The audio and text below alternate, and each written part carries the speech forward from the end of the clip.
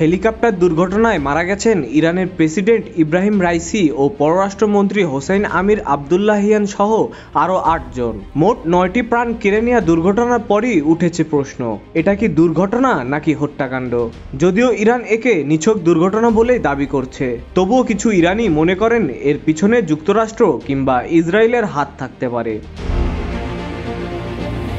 তবে এবার নতুন একটি প্রসঙ্গ সামনে এনেছে ইরানের সাবেক পররাষ্ট্রমন্ত্রী জাভেদ জাফরি। তিনি ইরানের রাষ্ট্রীয় গণমাধ্যমকে দেয়া এক সাক্ষাৎকারে বলেছেন, এই হৃদয় বিদারক ঘটনার অন্যতম কারণ যুক্তরাষ্ট্র। তারা ইরানের কাছে উড্ডয়ন খাতের যন্ত্রপাতি ও সামগ্রী বিক্রির ওপর নিষেধাজ্ঞা দিয়েছে, যা প্রেসিডেন্ট ও তার সঙ্গীদের মৃত্যুর দিকে ঠেলে দিয়েছে। যুক্তরাষ্ট্রের এই অপরাধ ইরানের মানুষের মন ও ইতিহাসে লেখা থাকবে। দুর্ঘটনার সময় রাইসি যে হেলিকপ্টারটিতে আরোহণ করেছিলেন তা যুক্তরাষ্ট্রের তৈরি। এটি ভিয়েতনাম যুদ্ধের সময়কার বেল ২১২ মডেলের। প্রশ্ন উঠেছে, ইরান কেন এখনও প্রায় ৪৫ বছর আগের এই হেলিকপ্টার ব্যবহার করছে? আর হেলিকপ্টার বিধ্বস্ত কি দুর্ঘটনা নাকি নাশকতা? ১৯৭৯ সালে ইরানের ইসলামী বিপ্লব হয়। তার আগে দেশটিতে শাহদের শাসন চলছিল।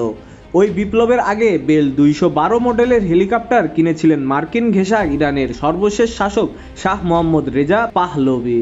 হেলিকপ্টার ওড়াতে পছন্দ করতেন তিনি।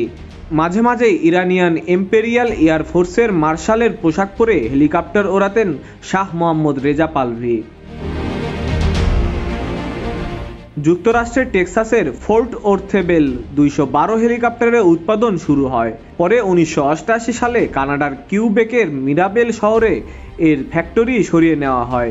অবশ্য ওই বছরই বেল ২১২ হেলিকপ্টারের উৎপাদন বন্ধ হয়ে যায়। ১৯৬৮ সালে প্রথমবারের মতো সামরিক কাজে এই হেলিকপ্টার ব্যবহার করা হয়, কিন্তু পরবর্তীতে এটা বেসামরিক পরিবহনের জন্য জনপ্রিয় হয়ে ওঠে।